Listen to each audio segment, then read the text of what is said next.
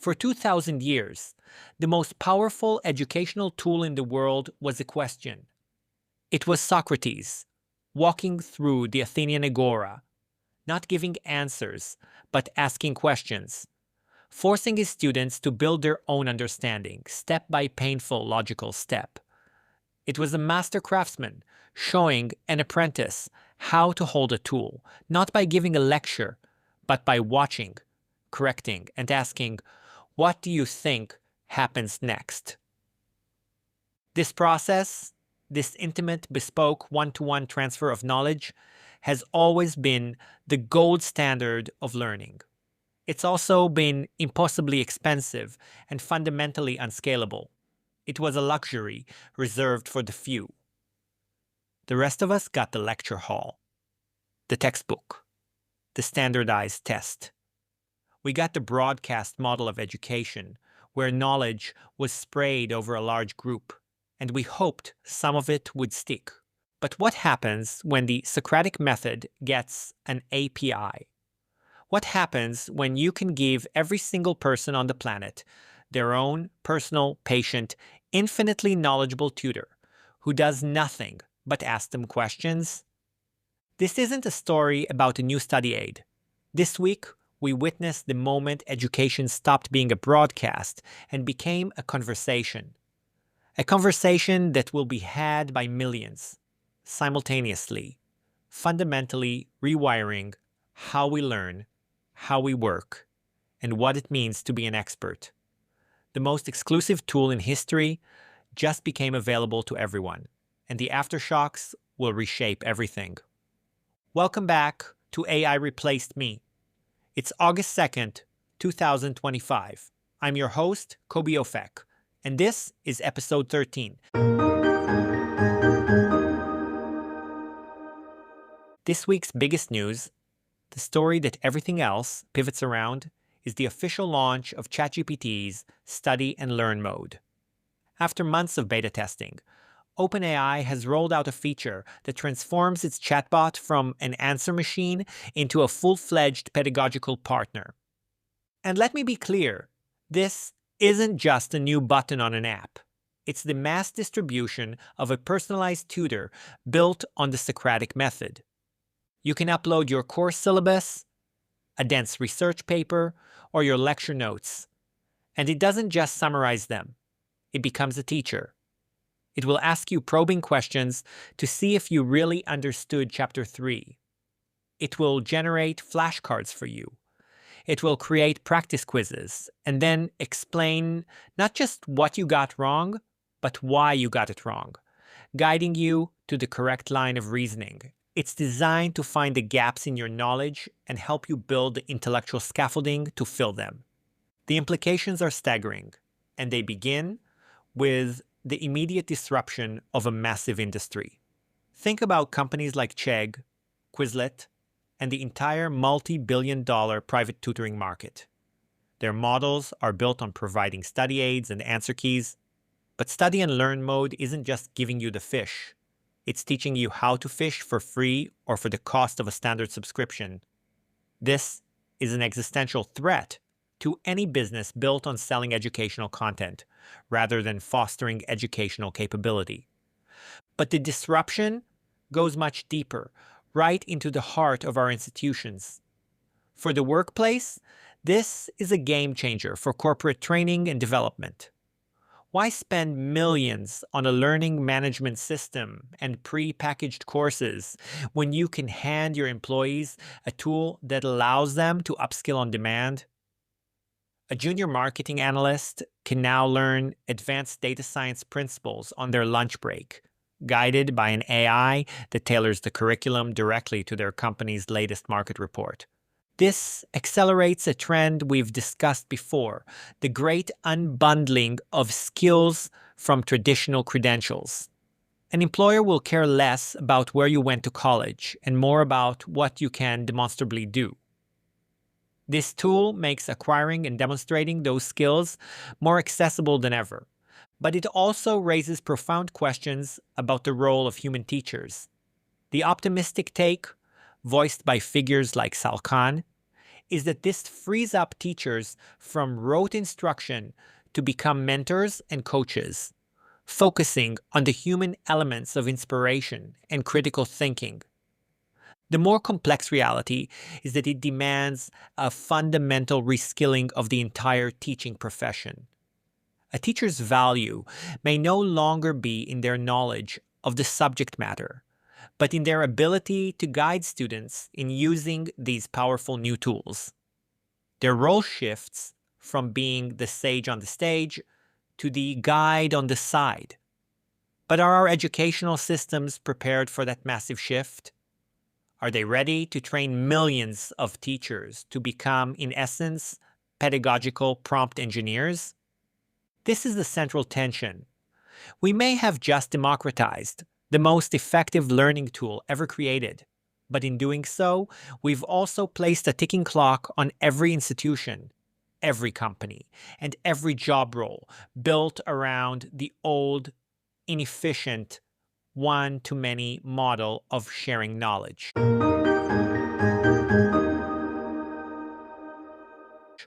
Now, let's talk about where all this new learning is supposed to take us.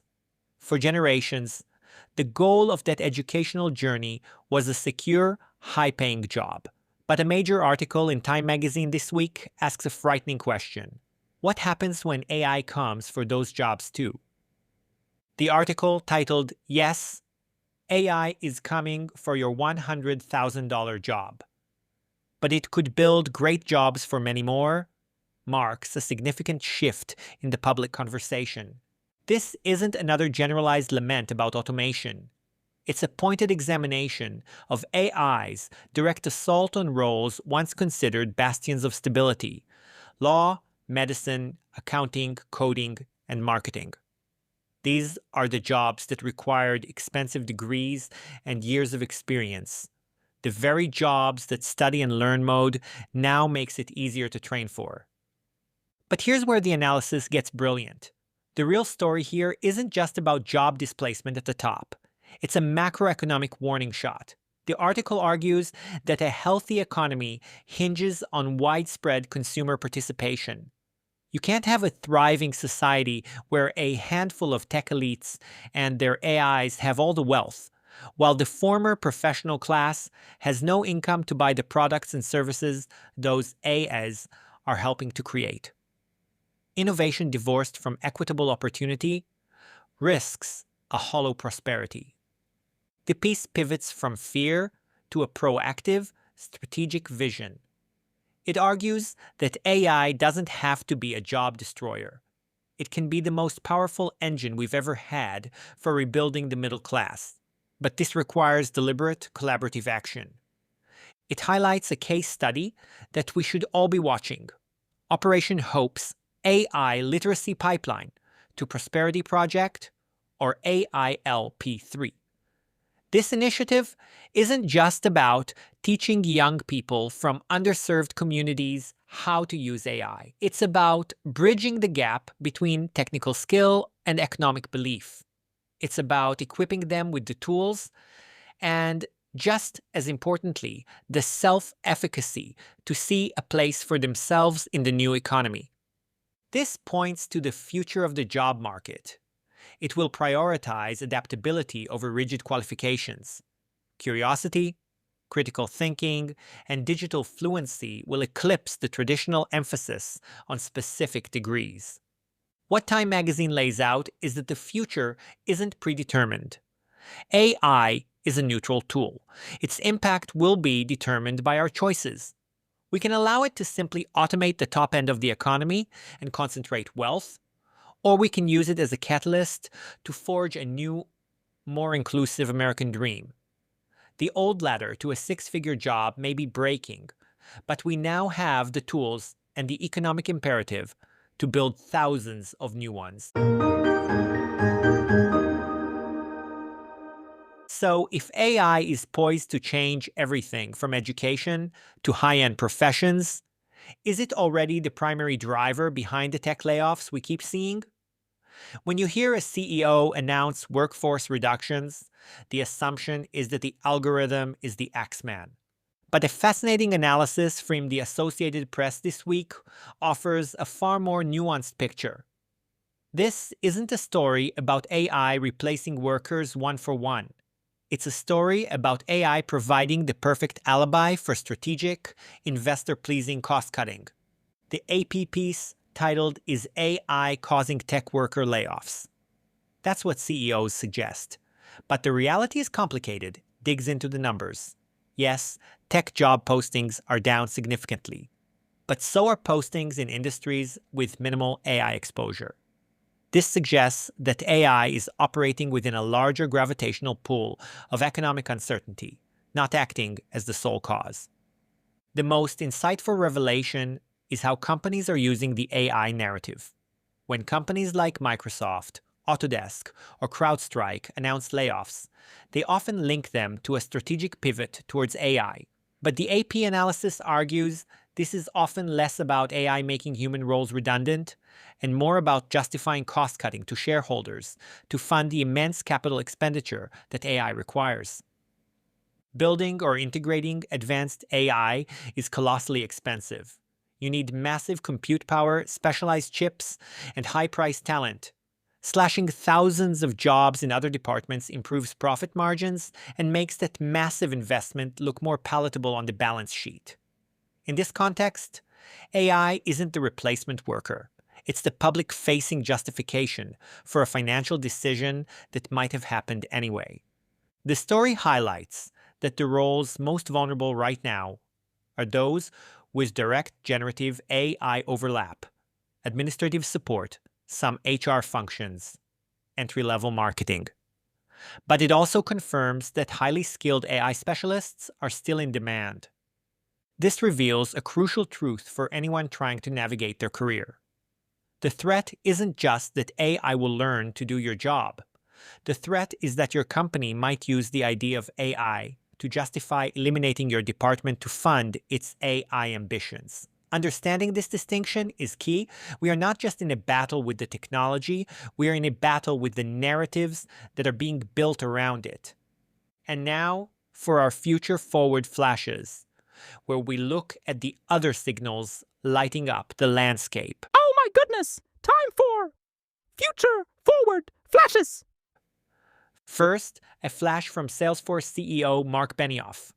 In an op-ed, he celebrated a 17% reduction in customer support costs thanks to AI. The direct result? A slowdown in hiring for those roles.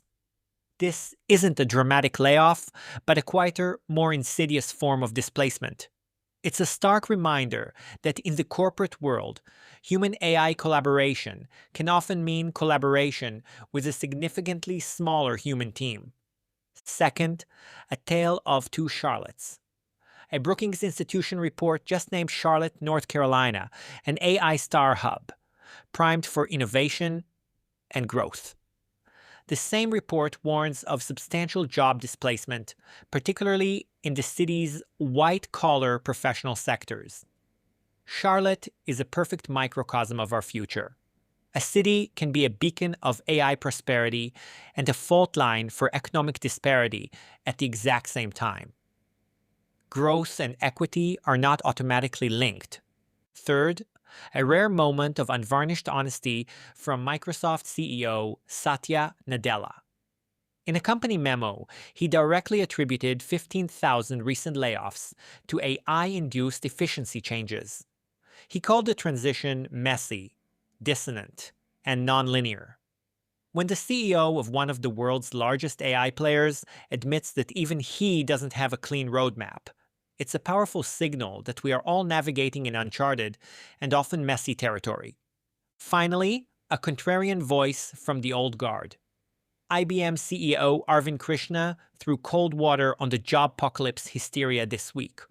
He argued that fears of widespread displacement are overblown and that AI's overall effect will be net positive, estimating the productivity boost for even highly technical roles like software development caps out around 30%. This highlights a fundamental schism among the tech elite, a reminder that the architects of our future don't even agree on what it will look like.